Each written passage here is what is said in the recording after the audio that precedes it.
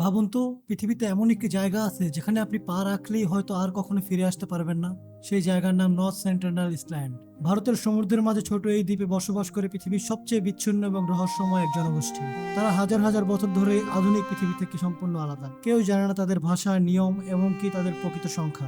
1867 সালে একটি জাহাজ দুর্ঘটনার পর কিছু মানুষ দ্বীপের কাছে পৌঁছালে হঠাৎ জঙ্গলের ভিতর থেকে বেরিয়ে আসে তীর এবং ধনুকের ধরা কিছু আক্রমণাত্মক মানুষ। এরপর 1880 সালে ব্রিটিশ কর্মকর্তা মার্চ ব্রিডার সেখানে গিয়ে কয়েকজন আদিবাসীকে ধরে নিয়ে আসে, কিন্তু কয়েকদিনের মধ্যেই তারা অসুস্থ হয়ে পড়ে, কারণ বাইরের পৃথিবীর সাধারণ রোগ তারা সহ্য করতে পারে না। তারপর থেকেই দ্বীপটি আরো ভয়ানক রহস্যে ঘিরে যায়। বছরের পর বছর অনেকেই যোগাযোগের চেষ্টা করে, কেউ নারকেল দিয়েছে, কেউ দূর থেকে উপহার রেখেছে, কিন্তু প্রতিবার উত্তরে এসেছে তীর এবং ধনুক। 2004 সালের ভয়াবহ ভূমিকম্পের পর তখন দেখা যায় একজন যোদ্ধা উপর দিকে তীর ছুঁড়ে মারছে এবং বার্তা দিচ্ছে, আমরা বেঁচে আছি, কিন্তু আমাদের কাছে এসো না। 2018 সালে জন ইলান নামের একজন ব্যক্তি নিশিরান্য করে দ্বীপে প্রবেশ করেন। তারপর যা ঘটে তা পুরো পৃথিবীকে নাড়িয়ে দেয়। তিনি আর কখনো ফিরে আসেননি। আজও গভর্নমেন্ট অফ ইন্ডিয়া এই দ্বীপের কারণ পৃথিবীর সব থেকে রহস্যময় মানুষগুলো এখনো পৃথিবীকে বিশ্বাস করতে পারে না। আর হয়তো সেই কারণেই এই আইল্যান্ড আজও অজানা অন্ধকারে ঘেরা।